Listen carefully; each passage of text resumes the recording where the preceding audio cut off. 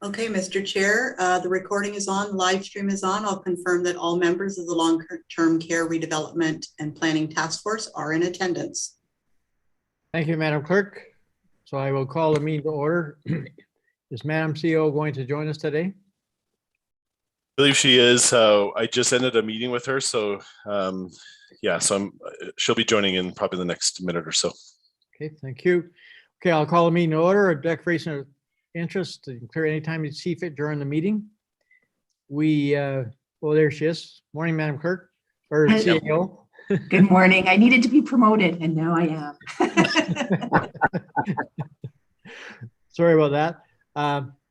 Madam CEO, we'll get down to our reports. Do you want to introduce our two guests here today? I can, or can Randy introduce Christina and Ed? Absolutely, I can do that. Thank you, Chair Burley. So today we have Christina and Ed from SHS Consulting with us today. So they're going to present the findings of the Grey Gables Campus of Care Feasibility Study. And so Christina has prepared a presentation slide deck that I think she's going to go through with the committee and of course help to answer any questions. So with that, Mr. Chair, I'll turn it over to Christina to walk through the highlights of the report. Thank you, Randy. Christina, please go ahead. Thank you all. It's nice to see everybody again.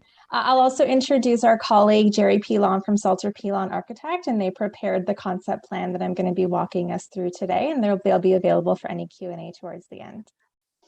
Morning, Jerry. Morning. Great. So let me just share my screen here, and I believe that everybody can see that. Yes, so as Randy said, we're here today to talk about the exciting findings from the Grey Gables Campus of Care Feasibility Study. For today's presentation, we're going to be walking you through and just looking back at some of the phase one work that we did. So as you'll recall, we presented to you in May or June of this year. So we'll just share some of those findings once more, just as a gentle reminder for folks.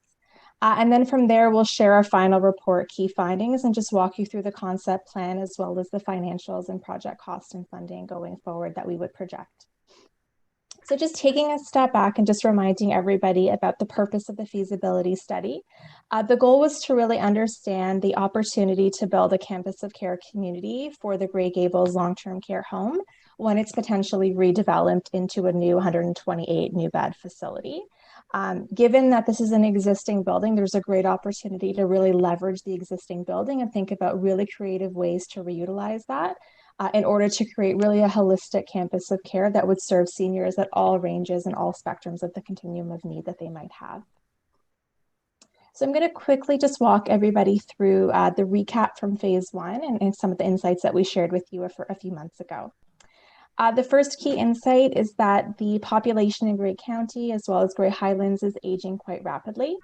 It was described in all of our stakeholder interviews as a tsunami of aging needs, and really recognizing that this is a growing demographic that's going to continue to have growing housing needs as they continue to age in the community. Additionally, we also heard that this was kind of juxtaposed with the need to also ensure that young families and talent retention stays top of mind within the county, as there were major employers that were identified in particular in Markdale, such as the Markdale Hospital, Chapman's Ice Cream, and Ice River Springs Water Company. And so we largely heard, as much as there was a need for senior supports, that there would also be a need for supports for young families, potentially in the realm of childcare and increasing the childcare capacity in the county, and potentially utilizing some of the redevelopment at Grey Gables to do that, given the existing Kids and Us tendency in the childcare services that are already provided on site. In addition, we heard that there was an increase of seniors that were experiencing poor housing need, meaning that their housing was no longer meeting their needs or was above and beyond the level of affordability that they could support. So this further really helps to validate the need for a variety of housing sources within Grey County, within Grey Highlands. We also heard that within the private market, the type of housing, the tenure of housing was largely skewed towards ownership, and that there were very few rental options available for seniors who might be vacating their primary residence or just looking to downsize, that the availability of rental options was very, very limited for them. In terms of the market scan, we also looked at the availability of other types of senior housing within the community. So we shared a list of other long-term care facilities within the community, as well as other assisted living operators that were operating in Southeast Grey. As you'll see here, largely many of them are skewed between either kind of public ownership or private ownership. So we do see kind of a healthy mix between the two.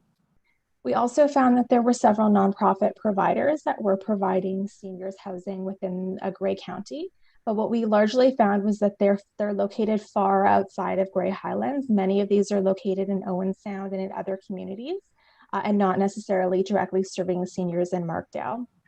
We also noted with nonprofit providers that many of these sites were very small. So we're talking about 5 units, 10 units, 20 units, and really not at the scale required to potentially support a greater number of seniors within the Markdale community. So the capacity amongst the nonprofit sector is still really nascent.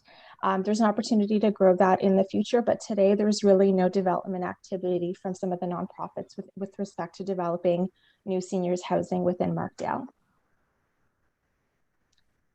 In terms of the kind of summary of the phase 1 market analysis, we really tried to understand what were the main housing needs that folks were identifying. And as you'll recall, these were the 4 key takeaways that folks had shared with us. The first was that seniors were desiring to remain in community after retirement, recognizing that they had built their homes and their communities of friends and families in the neighborhood and really wanted to find ways to actually stay within the community. And not have to move an hour or 2 away just to be able to find something that might be affordable for them. We also find that there were spouses with varying care needs. There might be an individual who requires a more intensive level of support with a spouse who requires a much less intensive level of support. And there weren't really housing options that actually really kind of enabled that continuum to exist. We also heard a little bit about the need for ambulatory care discharge. We further validated that with the Markdale Hospital team and realized that they were going to have ample capacity to be able to support their patients. So we definitely, for phase 2, we kind of put a pause on exploring that pathway a little bit further. And lastly, we heard the need for respite care for seniors and short-term stay for families. And we'll talk to you a little bit today about how respite care might be able to play a larger role at Grey Gables moving forward. So with that, this is a quick summary of the goals that were identified. Really the opportunity to create cohesion with the new hospital, to enable seniors to stay in their community, to honor the importance and existing character of the building, to maintain the key tenants that were on site. That was a consistent theme that we had heard in our phase 1 study. And then additionally, we also heard the ability to just create a cohesive site that had walking paths, balconies, and really could play a really prominent role in downtown Markdale as it continues to grow as a prominent center within Grey County. And lastly, I'll share the project features and amenities. This is just a summary of some of the amenities that we had heard. So we definitely heard the need for housing continuum, and then a variety of different types of spaces, such as craft spaces, gathering spaces, green spaces. I'll walk you through the project concept plan in just a little bit, and you'll get to see how some of these spaces actually really came to light. So with that, that's just a summary of our phase 1 study and some of the findings that we brought to you earlier this year before we began to put pen to paper to really visualize what could the future of Grey Gables potentially look like. So I'll take everybody through the project concept and development plan, and I'll take about 10 or so minutes to do that, and then we can open it up to Q&A. So the drawing that you see in front of you is the overall site plan and concept plan that was prepared by Jerry and his wonderful team. I'll walk everybody through the components, but just at a high level, what you can see here is the existing facility in gray, as well as the existing parking that is on the site today. There are 2 parking lots that you can see over here. Everything that's new that has been proposed is really below this line over here, and I'll walk through what these components look like in just a bit. But the largest, most prominent feature that you'll notice is this new yellow building, and that would be the new long-term care component that's been contemplated that would have a connection to the existing building. So this is just a snapshot of the concept plan at a very high level. I'm going to walk us through 3 different components. I'm going to walk us through what we would propose for the level 1 of Grey Gables, so the existing main floor facility. What we would propose for level 0, which is the semi below grade level 0 that exists today on site.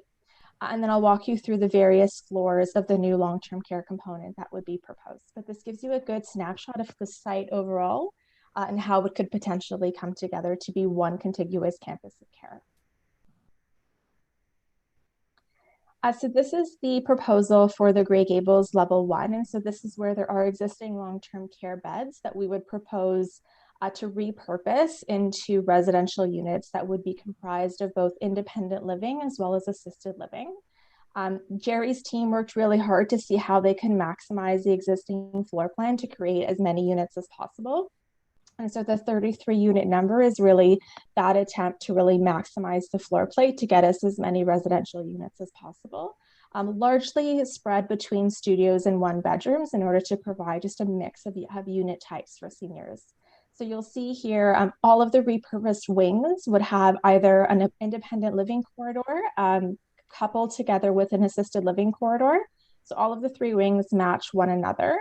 And these spaces would be coupled with the dining area, which currently exists today. So just re-leveraging that space, as well as creating a central lobby here that would have a variety of other spaces that would really serve to be a welcoming home or a landing place as folks were entering into the facility to really create a sense of community. So this main gathering lobby space would have a small wellness center, which could be used for things like yoga. It could be used for staff events as well, staff wellness and well-being.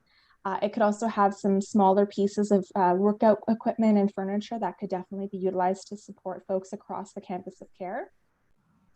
And we've also included a small cafe and retail space. That was something that folks had identified as really wanting to see. And this could have a variety of small little uses in it. It could have books that are for sale. It could have kind of small snacks on the go that are for sale, or potentially even a small pharmacy space.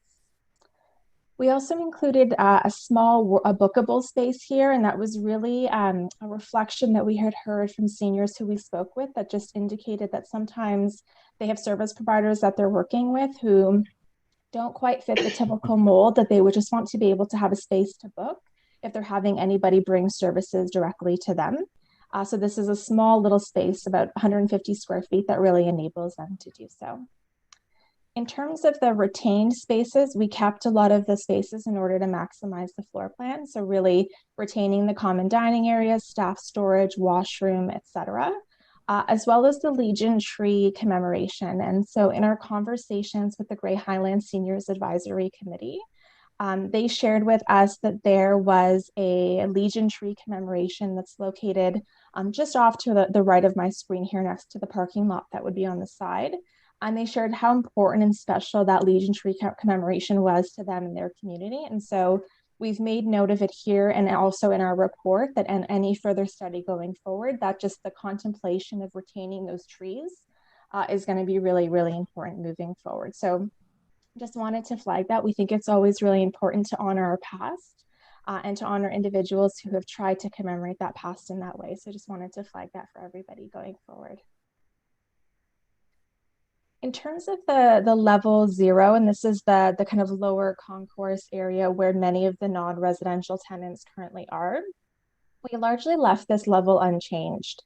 And the rationale for doing so was really driven by the tenants themselves and their need for space and their desire to relocate. Many of the tenants shared with us that they are interested in staying. They see Grey Gables as their home. They see it as a community that their staff really enjoys being a part of. And they definitely offer opportunities to really create kind of complementary services and programming, in particularly Grey County agricultural services when it comes to things like community gardens and agricultural programming as well. So our recommendation is definitely to retain those tenant spaces. The only change that you'll see in the floor plan here is just a small connection to the long-term care facility, again, for servicing and access and the like. So that's just the small change that you see here as well. I should also note that Kids and Us is currently in the process of potentially relocating to a new site. And so in terms of their childcare space footprint, that is something that we have flagged in our report as to be determined going forward, as there may or may not be more staff resources and availability to be able to support 2 sites. So that's something that likely would get worked out over the next 2 to 3 years or so. But they did share the desire to actually retain their administrative spaces on site, regardless of where their childcare spaces are located. So we've indicated in the report kind of what that net difference of square footage would be in either scenario. And now I'll share the new long-term care facility and some of the exciting pieces and features that we've kind of contemplated in the vision for this site. And so Jerry's team spent a lot of time taking all of the input that we shared from all of our visioning sessions and conversations to really map out what the actual kind of services and suite of opportunities would look like that would support the long-term care facility. So the main level is largely a gathering level that would have a variety of services and spaces that would support the larger long-term care. There would be staff and administrative space. There would be a multi-purpose room that could be used for a variety of purposes, whether they're events and gathering. I know it's tough to talk about events and gathering now that we're on the verge of potentially closing down again, but in the future, when we're all able to gather together, we really do envision a beautiful space that seniors can congregate in. And also kind of share that linkage to the assisted living and the independent living units. We've also included a beauty and barber salon. This is feedback that continues to come up time and time again when we're working with seniors, is really understanding their need for personal care services on site and a barber salon, beauty salon to support that. We've also included an amenity and leasable space area. And so this would be an area that we would actually recommend if the project were to move forward over the next few years. We would recommend that the county do a request for expression of interest for potential small tenants for that space. We had conversations with a few groups that were looking for space. So for example, the Markdale Seniors Club is actually currently looking for space.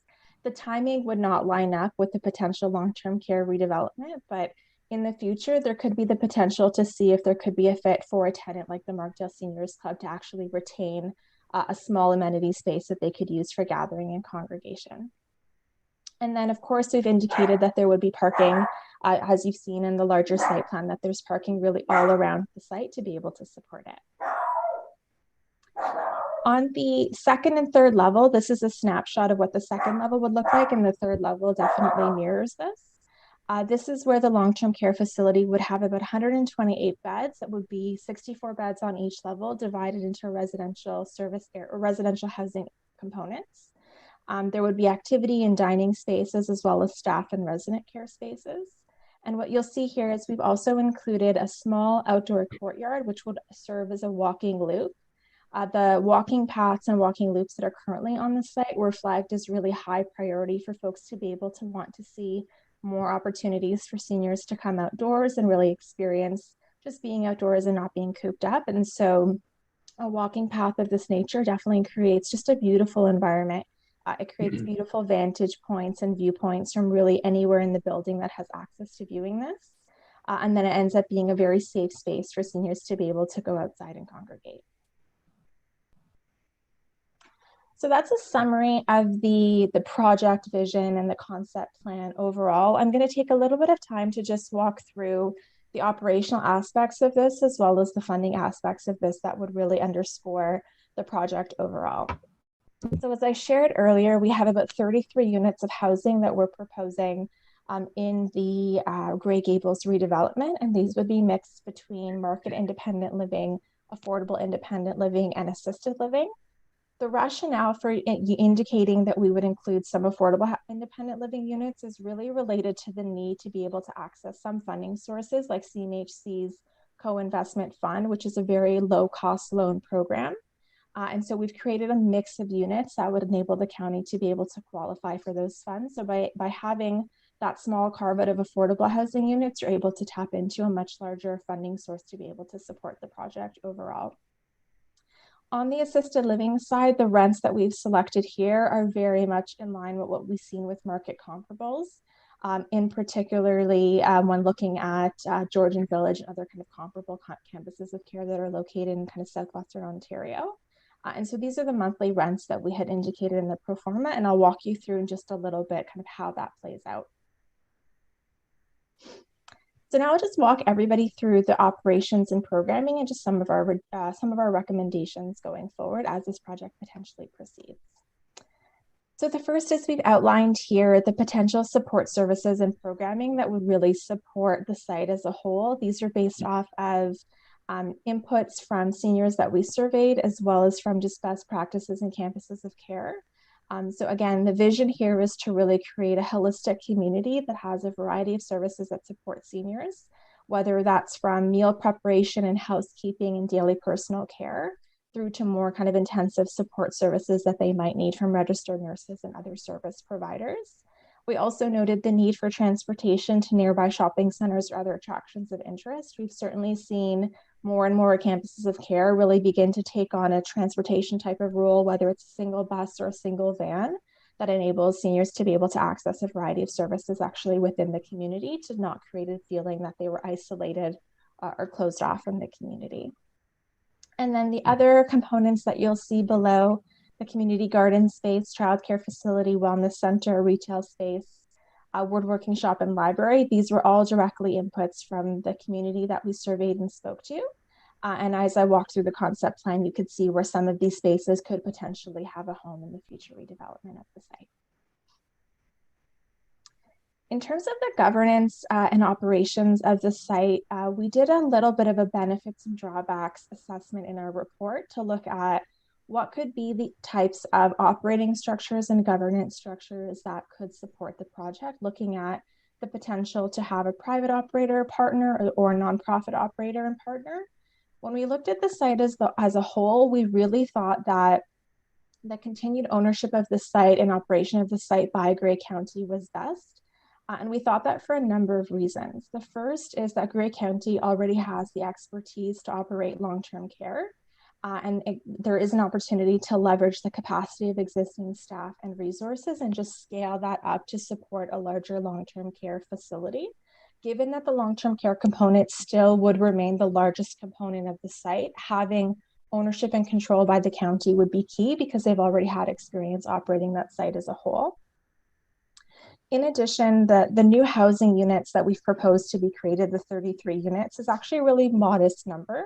So from a property management standpoint, that could be something that Grey County takes on, and it very much leverages the existing capacity of your service manager in terms of their housing needs and opportunities. And so we really did not see the need to have a third-party property management firm, but rather have this live within the existing capacity of the county.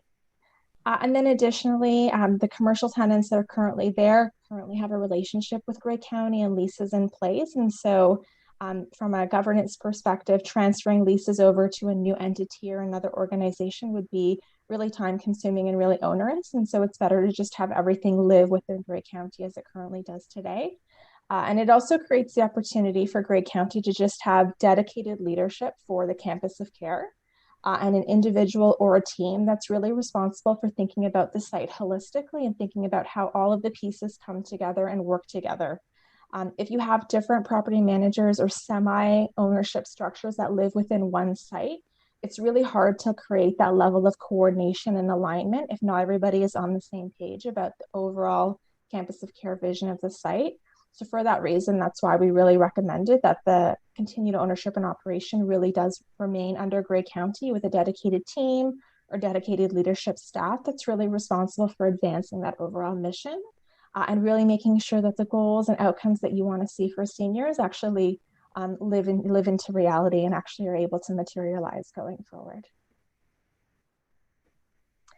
These are just some of the potential partners that we have outlined for the site. And so we definitely saw the opportunity to create partnerships with some of the healthcare and social service providers within the community for collaborations around programming and services. So in our report, we've just indicated some of the potential collaborations that would exist. We also flagged the potential collaboration with Markdale Seniors Club for the opportunity to lease space that I shared a little bit earlier.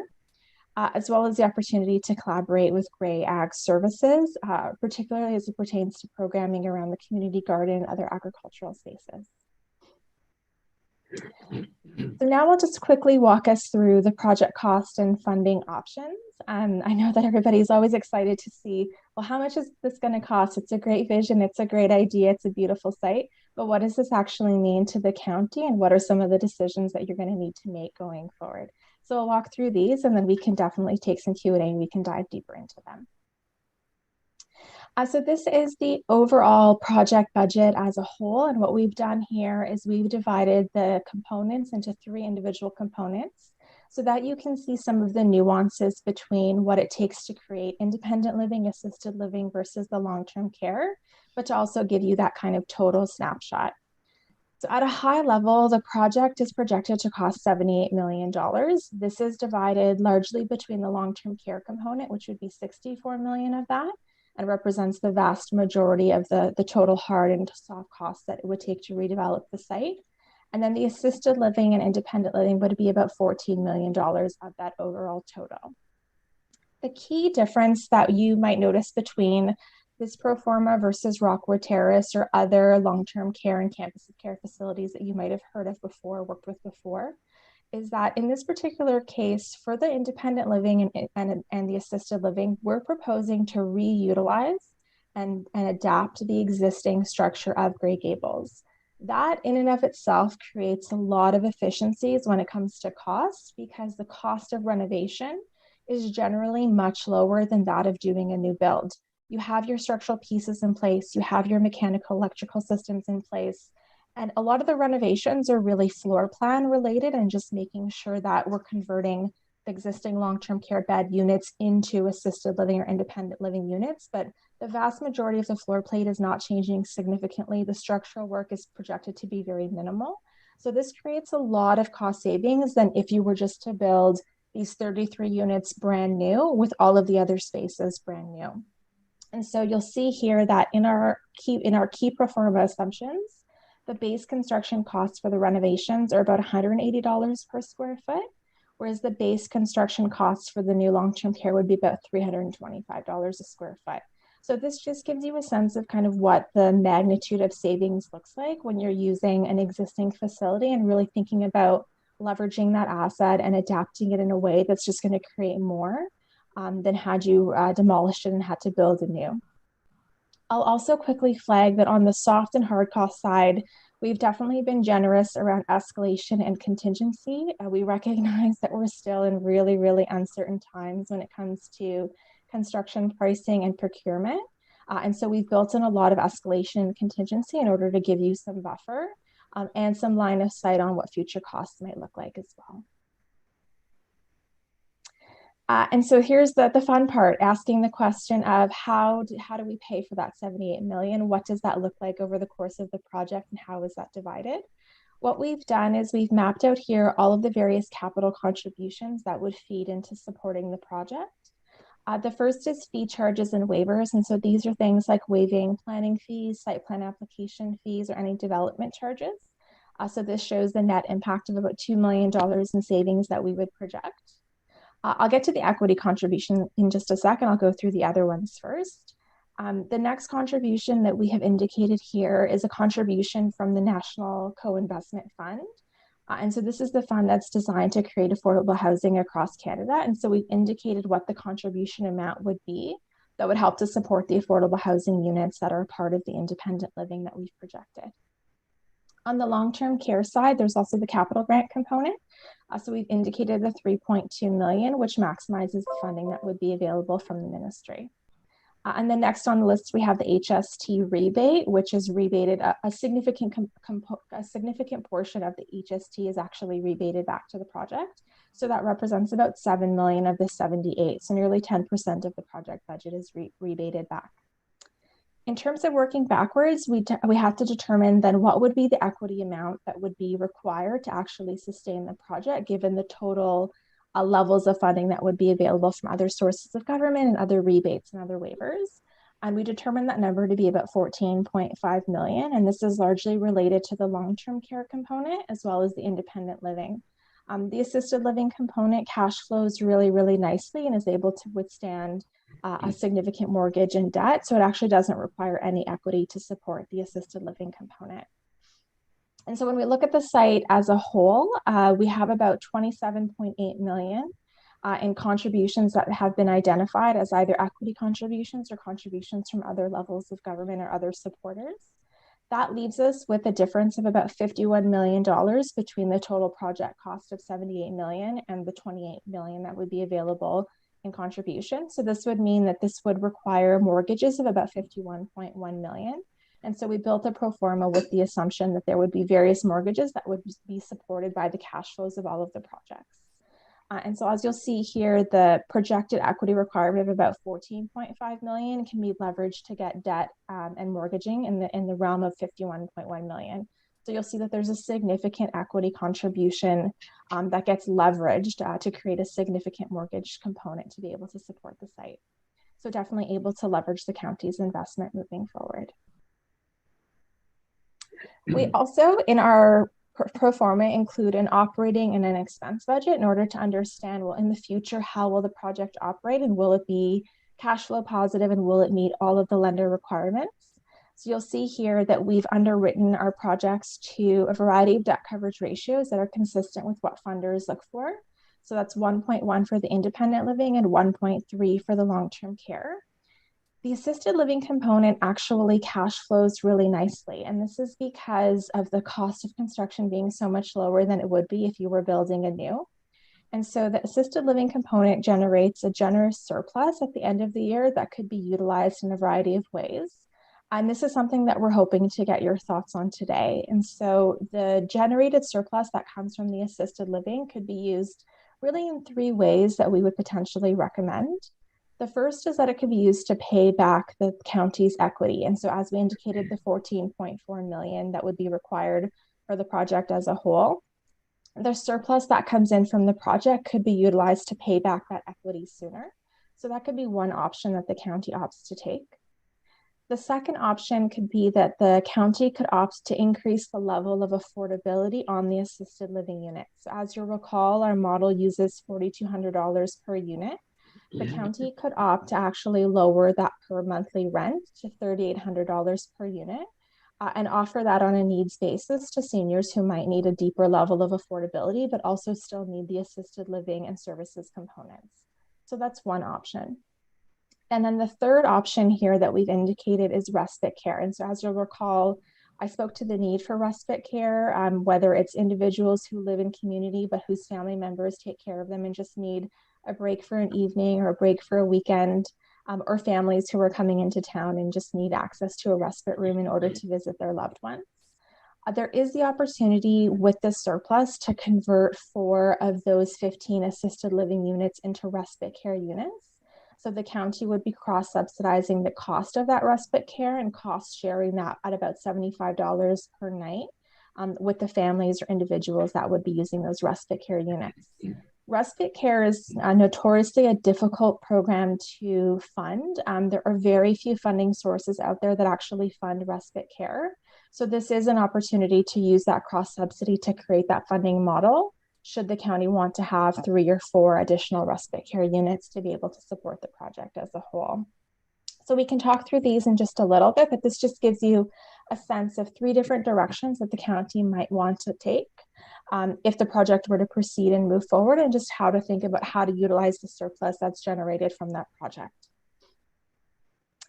So quickly, I'll just walk through the next steps. So in the report, we have highlighted what the next steps would entail for proceeding with the project to move forward. This would be a variety of pre-development activities, as well as the construction activities, and then all of the preparation that it would take to get ready for the operations phase. We didn't want to give you all of the details today. We thought it would be best to just kind of review the report and review some of those next steps and details, but certainly happy to answer any questions on the next steps as well. So I'll pause there and we can definitely open it up to Q&A. Wow. Thank you for such an excellent report. I'm going to turn it right over to the committee members' comments, questions. Go ahead, Paul. Thank you, Mr. Chair, and good morning, everyone. And thanks, Tristan, for that. As the chair said, what a great report. I've been anticipating this report. I'm sure others have as well, and I'm quite pleased of your results that you've discovered and brought forward through that report.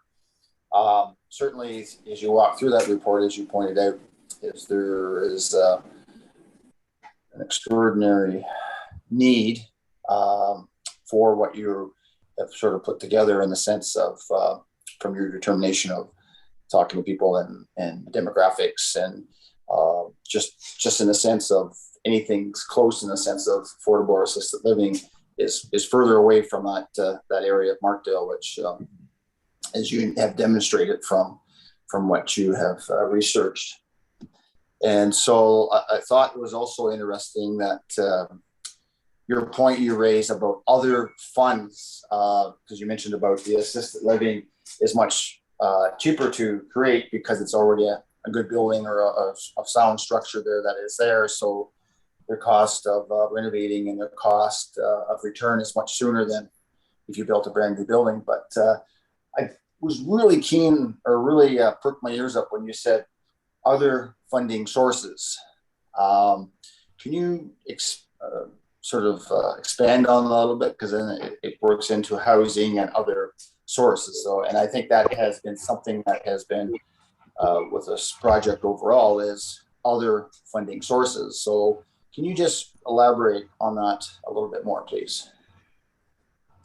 Sure, I'm happy to.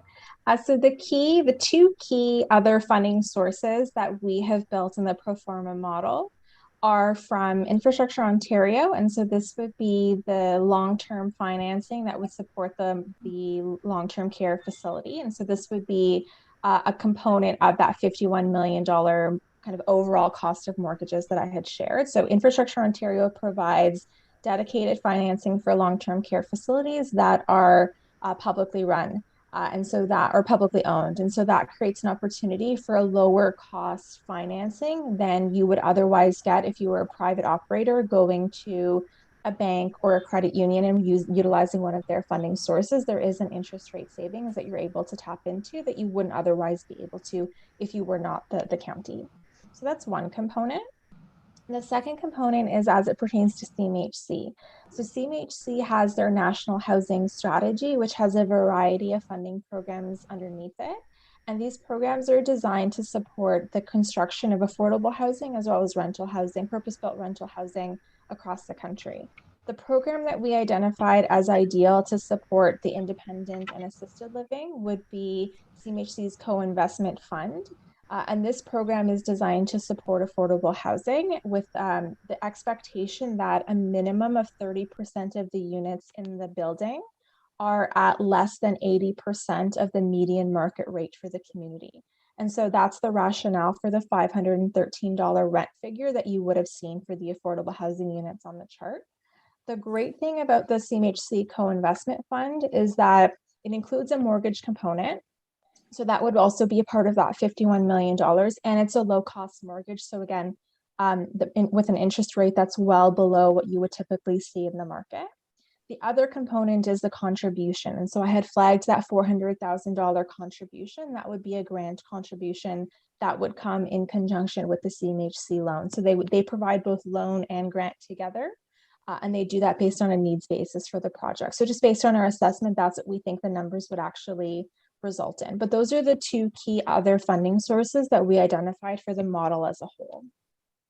Right, and I know that we have dedicated some funds from our budget for affordable housing as well, whether that would qualify as an additional source.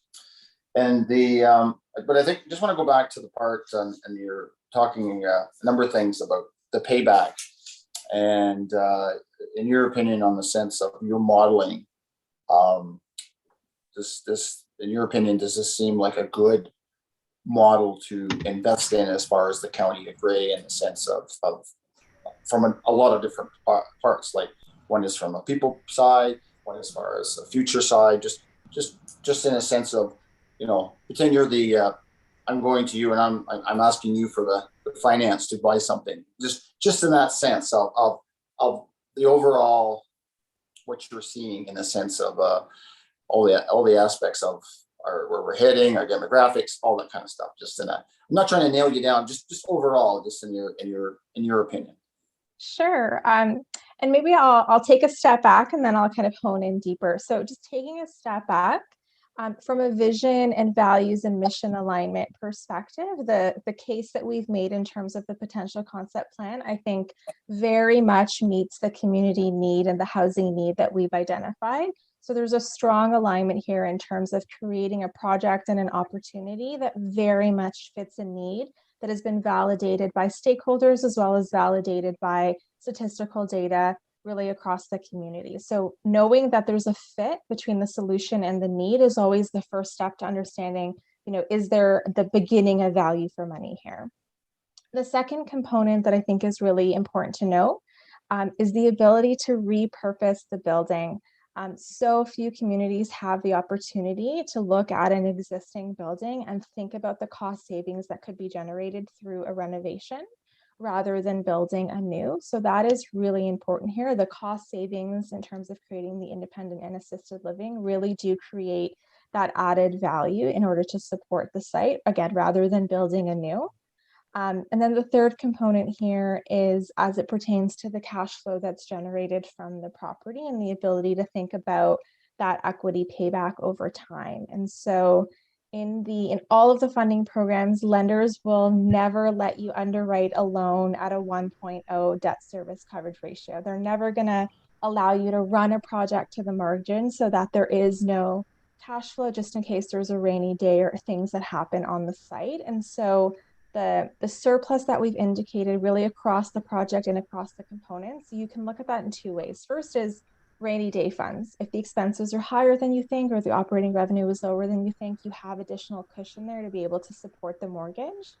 And then the other piece here is that as that cash flow comes in, it can be reinvested directly into the county through either the repayment of that equity or through additional services or deepening affordability. So it provides you actually with a lot of flexibility and a lot of different ways to mitigate risk should the project be a little bit more expensive than projected, or should for some reason the expenses be a little bit more higher than projected. So I would say that the kind of assessment that we've provided kind of gives you an ample amount of kind of risk mitigants along the way, while also making sure that it's a project that aligns with the community need, that is on kind of financially sound footing, at least as we've projected it, and actually gives you kind of a variety of options to contemplate as a county, which is really exciting versus just feeling like you're dovetailed into one option. You've got lots of different ways to think about surplus and lots of different ways to think about that $14 million potential equity contribution and just how much it leverages, and then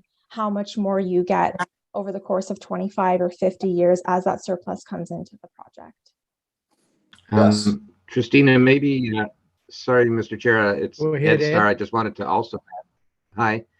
I just want to also add that I think what the report does is it really highlights the beauty of the campus of care model, because here you're getting 3 different levels of housing for seniors, independent living, assisted living, and long-term care, all on one site.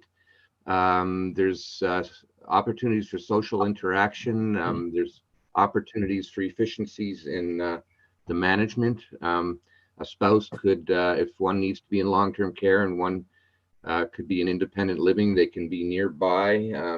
We've seen that in a lot of these campus of cares, and with the existing building that you've got, and as Christina said, the financial advantages of that, when you combine that with the chance to serve a wide range of need, as compared to just doing, one single building, it's quite an opportunity.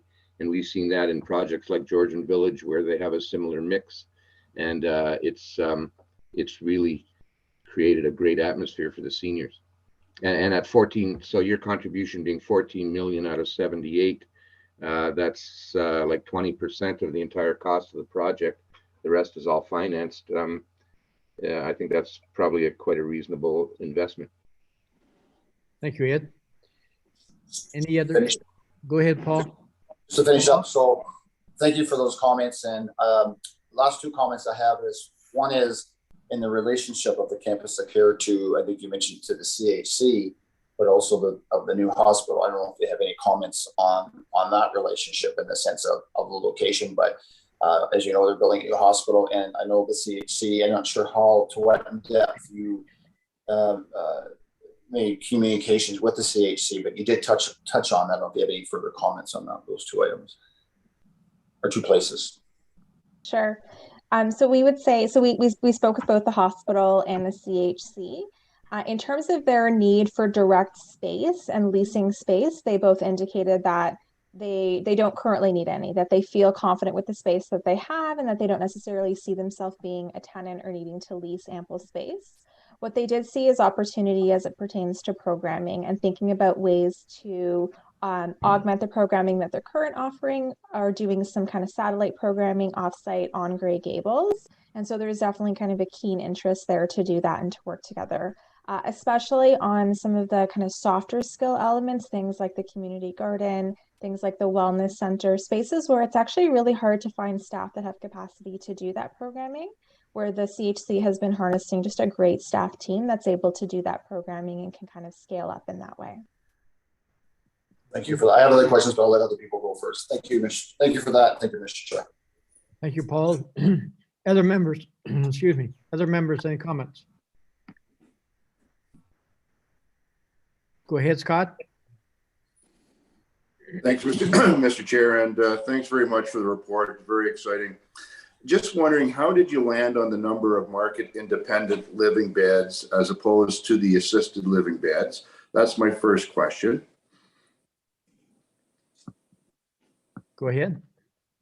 Sure. A lot of it pertained to just trying to maximize the floor plan today as it exists. And so, as you'll see with the independent wings and then the assisted living hallway areas, that's where those total units came from, is trying to create clusters without overly isolating or clustering folks. So that was really the rationale.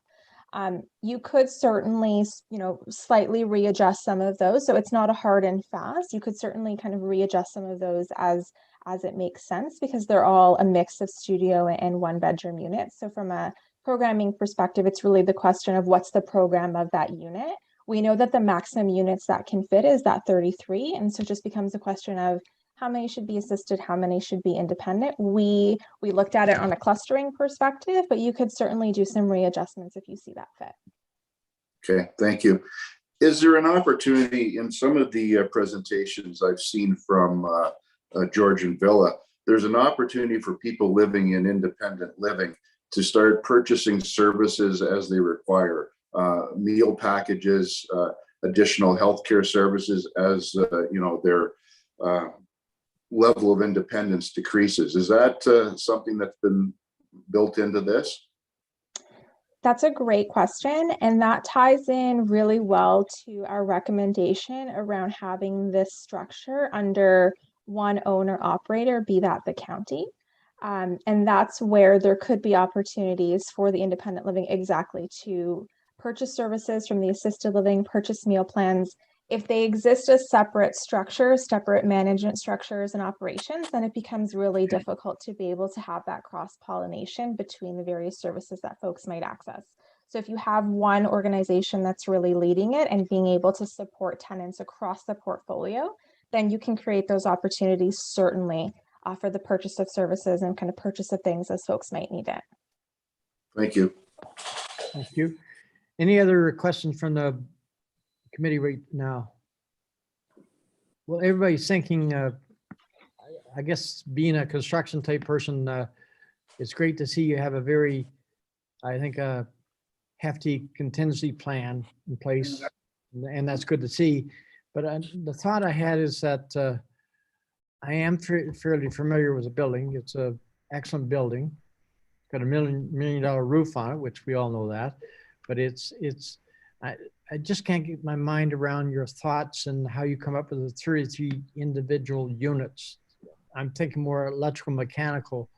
I know you probably put a lot of thought in that, but I'm just wondering, you're confident on that way of going with this existing building? I don't know who could answer that, or maybe I know it's sort of a little bit premature, but I'm just curious. Sure, and I can start, and then maybe Jerry can pipe in as well, as their team was thinking about the 33 units. So one of the next steps that we recommended in our plan is to do a detailed building condition assessment to just validate that the electrical, mechanical, and all of the services systems have the capacity to actually support the units. We think it does, just given the nature of long-term care and given the type of utilization that's there today. The fact that this is a long-term care facility today means that the type of renovation that you're doing is almost a like for like. Obviously with some kind of considerations for the nuances, but it's much different than renovating an office building and turning it into residential, or renovating a school and turning it into residential, or turning it into office. There is a lot of similarities with the types of systems and the types of level of servicing that is required. So we feel good about that 33, subject to, of course, validation from a mechanical and electrical engineer, just to double check on the servicing side that everything is adequate. Jerry, is there anything else that you might want to add?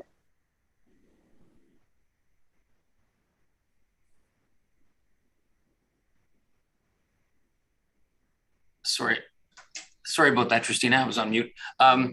No, I think, you know, the fact that we're just trying to like, when we looked at it and analyzed the building, just trying to maximize the existing structure and utilities and infrastructure and minimizing the cost to implement those was the kind of goal. So I don't know if there's much more I can add to what you've already said. Thank you. Go ahead, Mr. O'Leary. I think what I just heard, it's confusing me.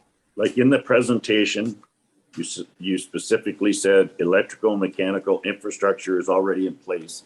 Like that's a good thing. Now you're talking about an assessment to validate it. So if you still have to validate it, like how do we know about this electrical and mechanical infrastructure? It could have to be replaced then. Otherwise, we wouldn't be having an assessment, correct?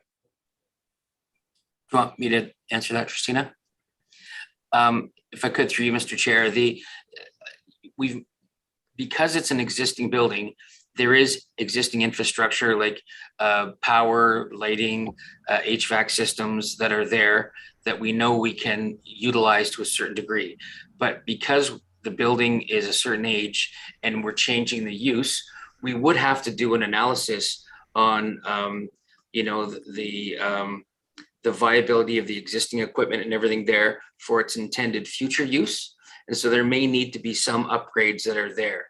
I think when Christina spoke of the contingencies and other things that are there, one of the things that was actually part of the original scope was to do an analysis of the infrastructure, the Amenity systems assessment.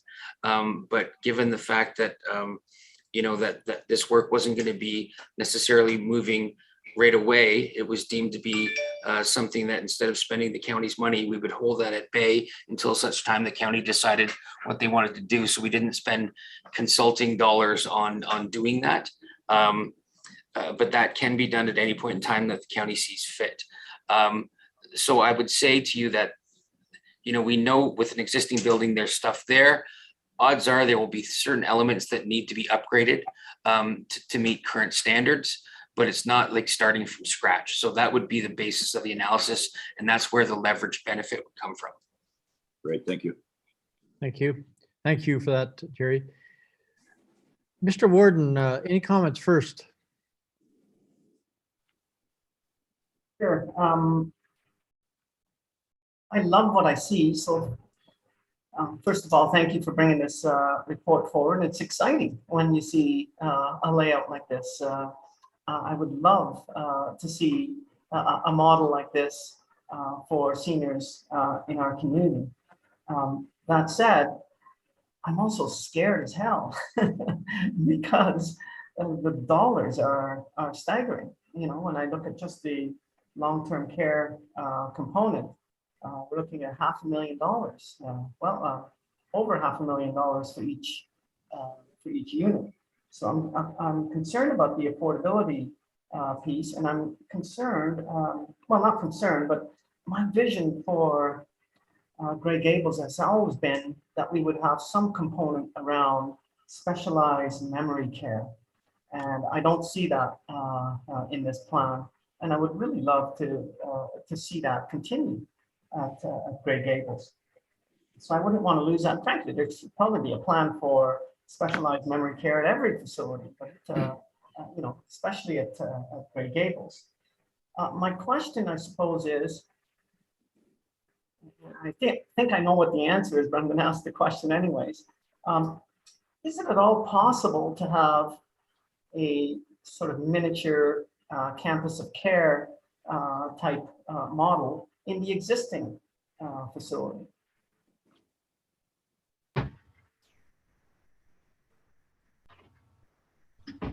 So maybe I'll also, before I talk about the miniature campus of care, I'll just flag on the memory care and the behavioral services side.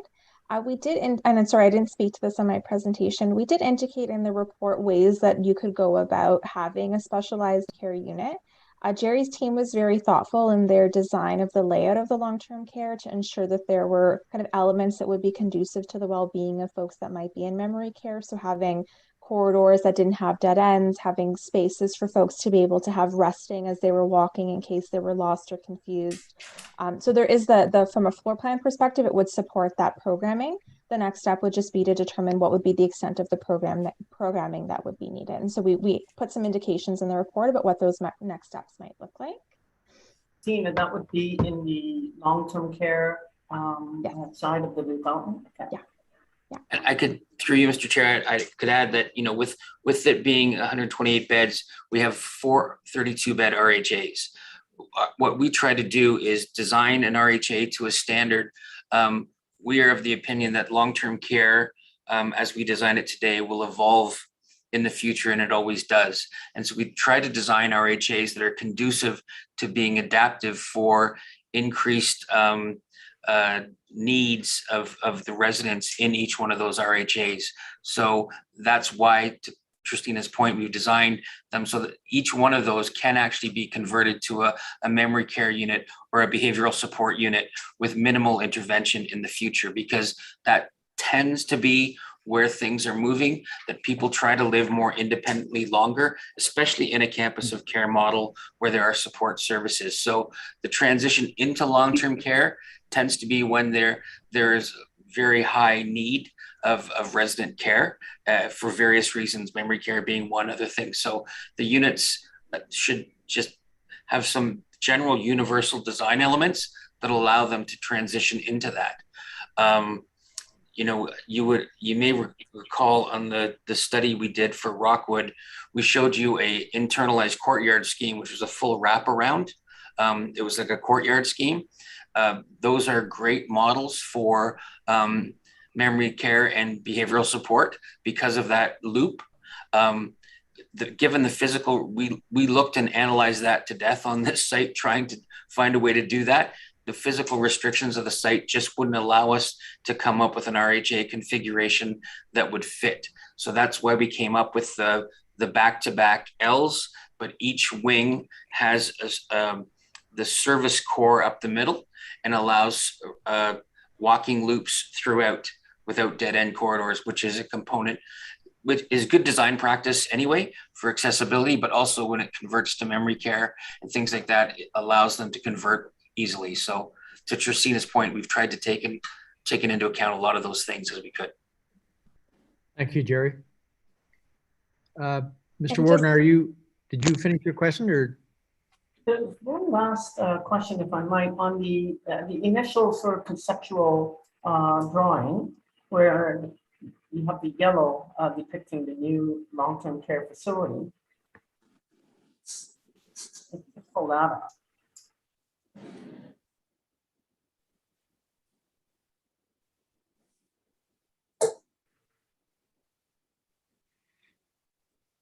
There we go. Oh. Okay, that's fine. To the bottom of the depiction, what are those two yellow blocks, sort of independent? What are those? If I could, through you, Mr. Chair, those are actually the exit stairs. If you go to the plan on the second floor above, on the site plan, this area of the building here is elevated up on columns. And so the drive aisle and the canopy for drop off and everything is under this section of the building here. So the main front door is under here, under protection of the building here.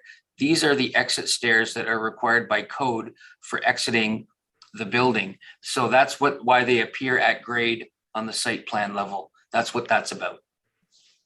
Thank you. So, Mr. Chairman, I would just be interested in hearing from, I suppose, Mary Lou at some point about if we decided we love this, we want to do it. What is the financial impact? I see the dollars, but what does it mean in terms of overall affordability? I'm going to turn that over to Madam CEO first. Go ahead. You're muted. You're muted. My apologies. If I may, I think if it was the committee's wish to see further follow-up on this, that staff would be looking forward to providing a follow-up report where we could delve into kind of the next level down of the financial aspects of this, as well as talk through the building condition assessment requirements and any other kind of next steps that council might want to consider. So if that would be helpful to the redevelopment task force, then we'd be more than happy to work together and bring that back to you. Thank you, Madam CEO. And before I turn it back over to the committee, Madam CEO, can you, what is our next steps? We've got an excellent report, great concept all the way through and so on. What is our next step as a task force with this information? I think, well, first of all, I wanted to say thank you to Jerry and Ed and Tristina. You've been with us now on both of these feasibility studies. It's been many, many months, and you have done just excellent, excellent work. It's been a pleasure to work with you. You're really a great team, and I think we all feel really fortunate to have had the opportunity. So thank you to all of you. As far as next steps go, I think, as I said, I think that the best thing that we could do as staff is to sit down, go through this and get into some of those additional details. I know that Anne Marie has some experience with the CMHA program and how that unfolds. We'd want to look at the pro formas and specifically on the long-term care side of the house. As you know, the legislation and the regulations keep changing as we move through these 4 hours of direct care. I think we've been given an excellent report at a point of time. Perhaps what we need to do now is to look out into the future and see if we can forecast how this situation unfolds over a number of years. We need to go back to the discussions that we had with all of council back in August based on the county's overall financial picture and debt thresholds, et cetera, and bring back that. As you know, we continue to see new information from the Durham project. And so I think bringing that all together and back to you would then, I think, give you some more food for thought. Thank you, Kim. Is there any other questions from the, go ahead, Paul. Thank you, Mr. Chair. I have a few small questions. First one, just a ballpark on what that further assessment cost would be that Councillor Larry raised in the sense of to dive down a little bit more on what the details would be and the infrastructure of that building. Any idea what that might cost? I think we'd have to bring that back to you. I don't have that at my fingertips right now. I just wanted a ballpark or no idea. No, I really don't. I think for what we know about Grey Gables and what's behind the walls in there, we need to have a good discussion with somebody to get a proper estimate for you. Thank Right. you. Okay. Councillor Milne, I've seen your hand up. I still have a couple more, Mr. Chair. Okay, go ahead. So the warden mentioned about memory care and specialized care, and we know, I think one might say today's long-term care is specialized care to what it was maybe 20 years ago when we, it's changed. I don't know if that's because of the wait lists or the type of patient, not patient, I don't know, say that's not the right word, but the specialized people that are now there are at that elevated level where they're not just in a home, they're they're at that level. So I think that is something that we're all facing today. And I guess, as Jerry said, that changes through time. But I think we all are aware that the demand for long-term care is that, as we saw those earlier charts, is going to continue to grow and grow and grow. And I think there's some charts that we have seen in previous meetings where the demand for long-term care, and as we see, specialized care is going to continue. So just the initial part of having more long-term care beds is in a shortage, as we know. Couple other things. The slide 12, I think, was pointed out that one of the points that was discovered, I think, through this part, through the report here, is the ability for seniors to stay in their community. And as it was pointed out, that they have to go a fair distance then to find that level of assistant or that type of housing that's just not in that region. And that's, I wanted to point that part out is that's so important. And my last comment is, I guess, to the warden is about the cost. It's the return on investment. And, looking at this, there is a return on investment with a surplus of $800,000 with some assumptions that are there. I think that's not a bad thing to be looking at, because you got a return that could go back either to lower that cost of borrowing or to support other projects or programs within the county. So a revenue is certainly a positive thing. There are families today that have $1 million mortgages.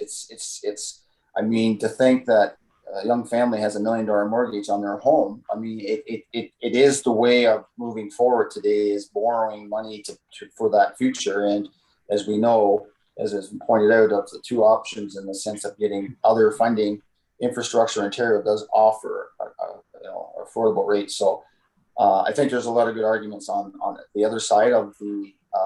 I know the warden says it scares them like heck, but I'm sure a couple that's buying a house today and $1 million mortgage, I'm sure they're scared as heck too. But it's the reality of today moving forward at the low cost of borrowing. So I'll leave it at that, Mr. Chair. Thank you, Paul. Councillor Millen, go ahead, please. Thank you, Mr. Chairman. I'm not sure if this question is directed to Tristina or maybe to Jennifer. Well, I'll start with Tristina, if I might. I'm looking at the net operating income for long-term care and the projected numbers there. Are those numbers based on Grey County's historical costs for long-term care, or are they based on industry minimum care standards? So the numbers in our projections are based off of industry best practices, industry information that we've gathered. You could certainly run an assessment to look at how does that compare to the current state of Grey Gables, and should there be any adjustments there. We could certainly recommend that the team explore that, but it is based on kind of the industry. Thank you for that, because I think we need to see what when I say I mean Grey County's level of care is costing us, because there are expectations, and I've heard it time and time again, that Grey County's level of care is far superior to the industry, shall we say, standard or minimum level of care. And I'd like to see what the cost impacts or implications are of that. Perhaps if I could, Jennifer, could you, maybe not articulating this question very well, but could you comment on that maybe, please? Thank you. And through you, Mr. Chair, I agree with you, Councillor Milne, that we need to do that assessment between the numbers that have been used and what we know we have been using on an ongoing basis, and then take into consideration what Kim mentioned in terms of the additional funding and the additional expectations around direct care hours, and then just see how that all aligns and what the end result of that is, and be able to bring that back so that you and committee members have that information to be able to make decisions based on those facts that align with Grey County. Yeah. Thank you. Thank you, Mr. Chair. And it looks like we're putting staff to work again to bring back another report detailed when it comes to finance and so on, and look forward to that information because we really need it to be able to move forward. Is there any other comments from the committee or staff? Go ahead, Scott. Thanks, Mr. Chair. And I'm just wondering if our consultants could just speak, globally on the province's position on campuses of care and moving forward. I think Ed earlier on spoke about the value to different seniors with different levels of needs. We've certainly heard from Georgian Village about how the campus of care helps offset the levy requirement for long-term care. And is that typical with campuses of care, that it does help reduce the levy requirement? Maybe I could answer quickly.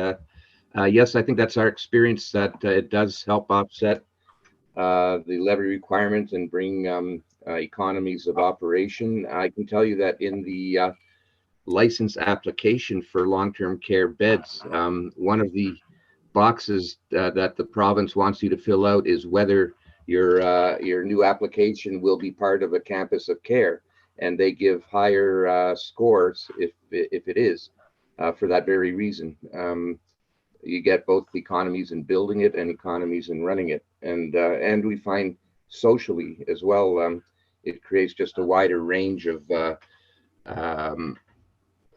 seniors of different needs and different backgrounds, and just enhances the living environment on the campus. So we've seen a lot of positives. There's some great examples in Ontario, not only Georgian Village, there's Spruce Lodge in Stratford, there's the Elliott in Guelph. We were actually involved in quite an interesting project way up north in a little town called Thessalon on the outskirts of Sault Ste. Marie. And Thessalon is a town of, I don't even think there's 2,000 people there. But many years ago, they built a long-term care home through the combined efforts of several surrounding municipalities called Algoma Manor. And it got a little long in the tooth, and they ended up building a brand new home right across the parking lot.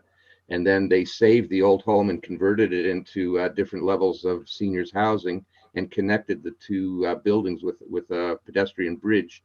And it's turned out to be an excellent success. It actually won the award from the Ontario Nonprofit Housing Association for innovation, and that was actually the building or converting the existing building was done with the considerable savings because the whole structure was saved. So there's numerous others, and I think this is the way the industry is going. If we're able to find sites such as this that allow you sufficient property to do this.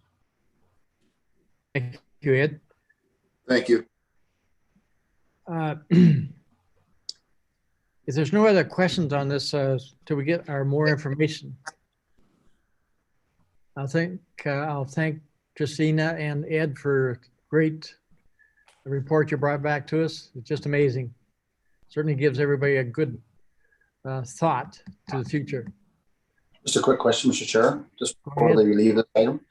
I know this has been an item that they will need to go to County Council, and this is more information that, as the CEO said, that wasn't available in August and September.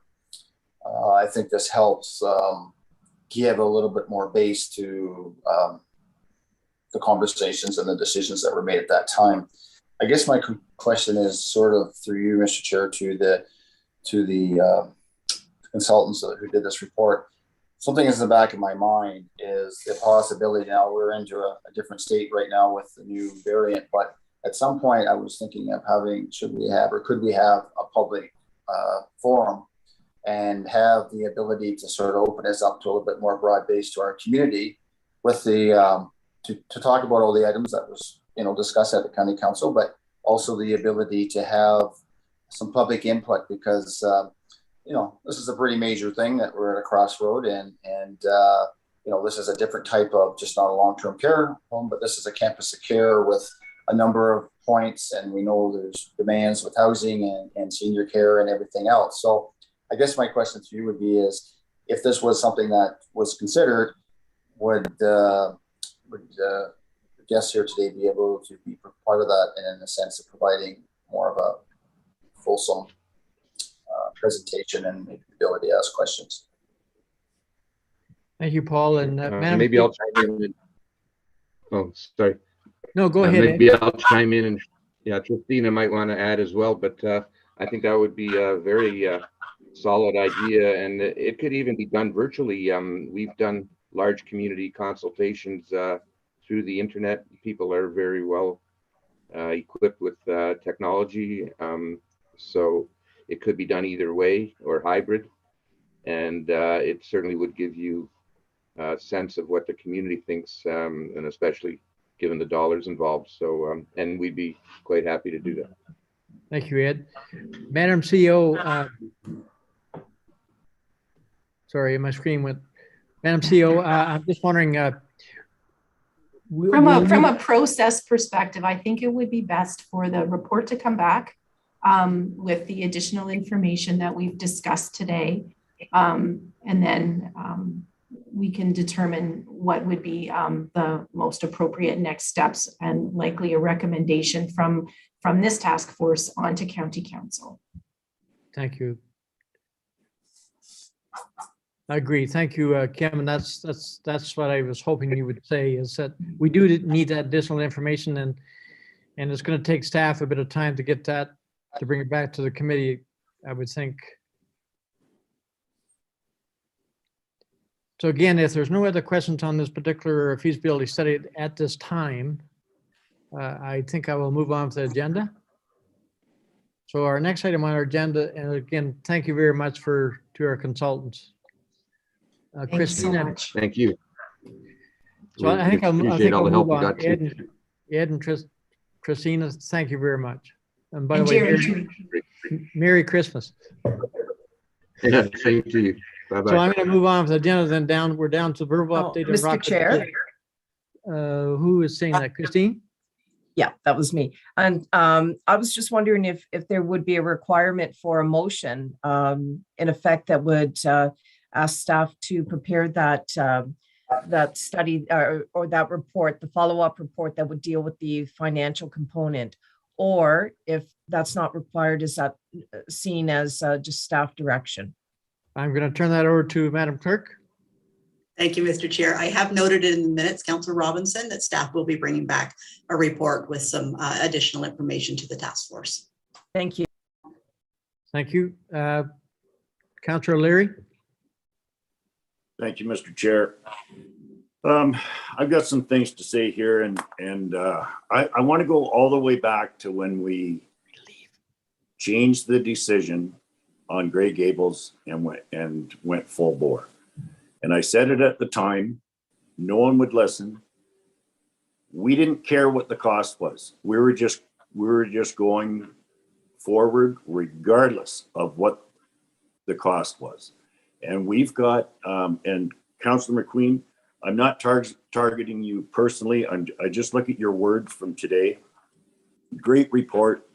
Pleased with the results. Extraordinary need. Cost of return is sooner with renovation. Not a care in the world about the cost. And we have to start thinking rationally here. We have a responsibility to the county. We can't spend this kind of money. And if we want these two to work, we've got to find some other things first. We don't need an assessment on Grey Gables. We need, if we're going to spend money, we need to spend money on a consultant to come in here and help us decide what we're doing wrong with our 3 long-term care homes, that we operate with a deficit, and everyone else, all the other homes around us, are running a profit. Why don't we figure that out first and get our finances in order? We can't, like, I know I've heard Scott Mackey and Paul both say, I don't, you know, our taxpayers, they're willing to pay more. They're just willing to pay more. But everyone in the county is not willing to pay more when we're talking $100 million. Like, we just have to be more responsible. And I don't know whether we can figure out what we're doing wrong with the 3 homes. We only have to have 1 home. That's mandated. Maybe we need to privatize Lee Manor. I don't know. There's a wake-up call for you that I'm thinking about the county. But we have to do something. We can't keep spending and spending and spending. And then, like, I want to be excited for both Councillor McQueen and Councillor Mackey. I do. And I totally get seniors need to stay in their own community. Agree with you 100%. But we've got other work to do. Like, we've never cared once since I've been on council, the cost of long-term care. And the number of times that we do that with any other business in the county is 0. So we've got a ceiling here that we just don't seem to care about the cost. Let's back up and see what we can do financially so that we can have this facility in West Grey and a facility in Markdale, if that's what we want. And that's been council's decision. But we've got to find a way to do this responsibly when it comes to finance. That's my rant. Thank you, Councillor O'Leary. Madam Clerk, I need to step away from the chair for 5 minutes. Okay, thank you, Mr. Chair. The vice chair is Councillor O'Leary. I think that's me. I think so too. Okay, I'm in. Councillor Burley, go ahead. Well, I think you had to step away from the meeting. Oh, I thought you wanted to talk. Okay. No. Councillor McQueen, you had your hand up. Yes, Mr. Chair, and in all due respect, we are entitled to our opinions, and I think it's been said about, I think about a year ago, about the name on the back versus the name on the front, but I'm not going to go there because that was a comment that was made a year ago against me. But we do are elected to the county of Grey, but I'll leave it at that. Going back to the part of cost, I take a little bit of offense to your comment that I'm not worried about cost. I don't know if you saw the bottom line. There's an $804 profit on this modeling.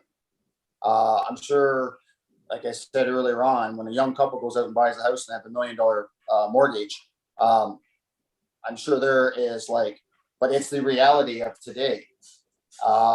We see the need, and it checks off a lot of boxes here in the sense of affordable and assisted home housing.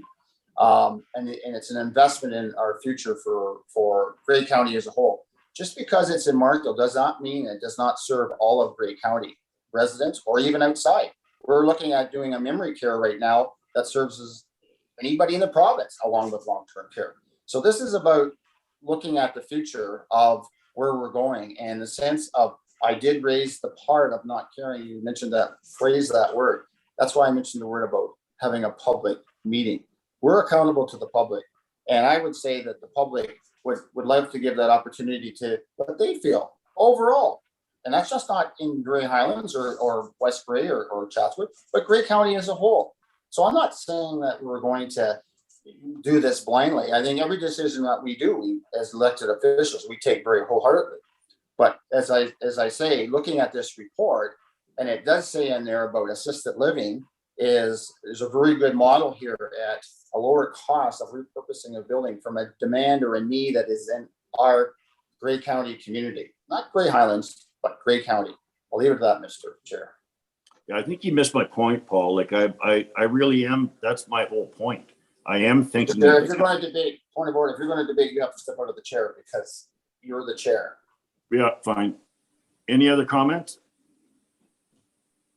See Kim, Mr. Vice Chair. Yeah.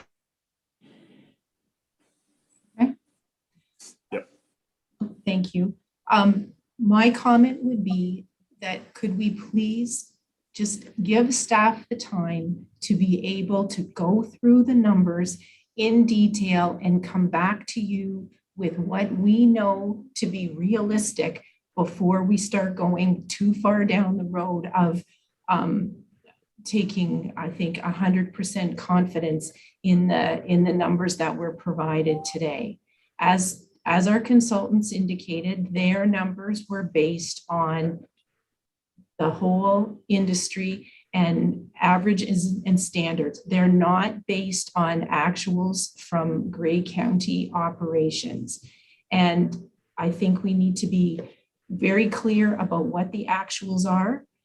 And then we need to go back and put this additional $50 million into the context of the $100 million that we're already looking for Durham to complete the phases of that project. I believe there's a conversation to be had with the province around funding models.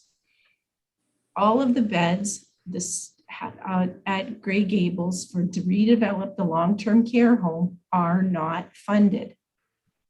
Can we make a case to the province to seek funding for those beds? Personally, I think that could be a very reasonable ask in a population of 100,000 people in Grey County. But what we're saying is it okay to take on $150 million of debt for one part of our whole operation when our population is the size that it is? So I'm just asking for a little bit more time so we can look into some of these questions further and see what opportunities there are. Certainly, if we had additional revenue support for this, it might change the ability of the county to take this project on. Thanks, Kim. Mr. Warden, go ahead. Mr. Chair, I was going to suggest that we take a 5-minute break to have our chair come back. That was my suggestion. Yep, we can do that. We can take a break, and actually it's 10:57. We'll come back at 11:05.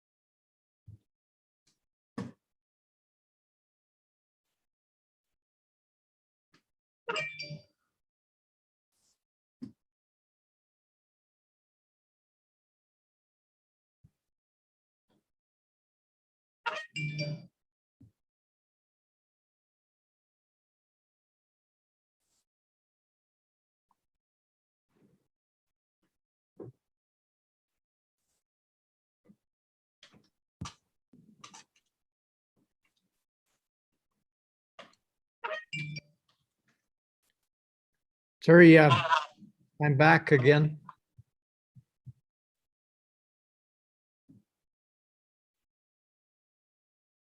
Mr. Chair, you shouldn't say, sorry, I'm back again. You should say, hey, I'm back again. Oh, I apologize for that. I had to leave. Where are we at? You do have quorum, Mr. Chair, so we are on to the Rockwood Terrace update. Okay, sorry about that. And who is going to give this update? I will do so, Mr. Chair. Thank you, Kim. Okay, so members of the task force, I wanted to let you know that since we last met, county staff, myself, Jen Cornell, Randy Schertzer, along with our project manager, Andrew Rodriguez from Colliers, met with the Ministry of Long-Term Care's, the project manager assigned to our file, Julie Gerard, and one of her colleagues from the licensing department on November the 29th. We gave them an update on the county's progress on the Rockwood Terrace project. We advised them that we retained Kezian Architects Ontario as our prime consultant. We talked about next steps for the project. The province provided us the latest template for the development agreement that needs to be executed between ourselves and the province. There have been a couple of minor changes based on learnings from COVID that had to do with air conditioning requirements for the new build, but nothing, I don't think, too overwhelming. Colliers is working with the county and with Kezian on getting that development agreement template completed. They expect to have it to staff next week. We want to turn that around as quickly as we can. Again, this is very administrative type information about the project. The province will make it a priority to review during January so that we can have a signed agreement in place by February of 2022. In addition, Kezian has been very, very involved with Colliers and with the staff groups and at Rockwood Terrace and here in the county admin building with regard to consultation as they plan, get some information from all of us to provide input into their preliminary designs. So that's, I think, proceeding well as we look at, how to lay out the site and how the different aspects, the different buildings on the site can relate to one another. So overall, it's been a lot of work the last month, but I think we're making some good progress here. Thank you, Kim. Does the committee have any questions? Christine, go ahead. Thank you, Mr. Chair, and I very much appreciate the update on behalf of just Grey County and Council. Directed to our CAO, I'm wondering if you could just again say when the anticipated date in 2022 would be for the signed agreement. I just missed that month. Oh, and also, February. What the, I'm sorry, just not connecting here. What the schedule would be for input, not only from Grey County Council, but Grey County residents for the preliminary design. I think that the plan right now is for Kezian and Colliers to come to this committee and provide you with an update in January. So I think a lot of those questions, I think they'll be able to answer and discuss with you when they're here. They did want to build on a lot, like all of the, like we weren't starting all over again with this project. Like the SHS and Salter had done quite a bit of consultation when they did the preliminary feasibility. And we really encouraged Kezian and Colliers to take that as a foundation and work with it.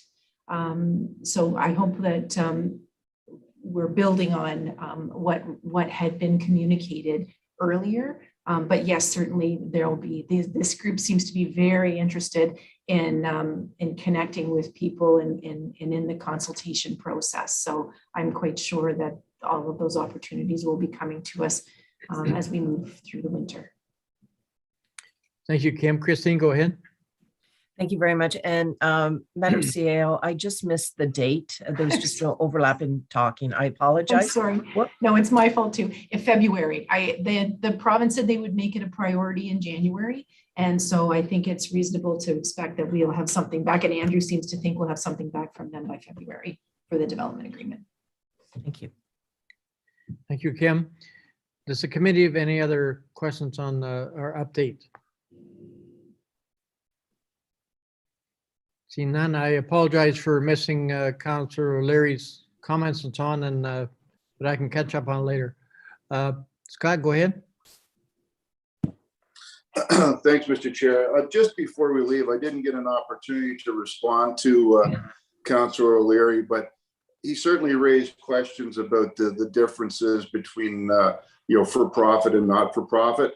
And I do believe that we as whether it's we as a committee or we as a council need to explore that more. I believe personally there are stark differences between the for-profit and not-for-profit. I think it comes to bear in the staffing levels, in the accountability to our local communities. COVID has proven the stark differences between the two. You look at the death rates in not-for-profit compared to municipally operated, it is staggering. So there certainly is a lot of information out there about the differences, and I think all of us need to get more information on that before we start talking about getting rid of municipally operated homes. I think they're the cornerstone for quality long-term care. But I would certainly be willing to have that debate at County Council and get further information from our Director of Long-Term Care. Thanks. Thank you, Scott.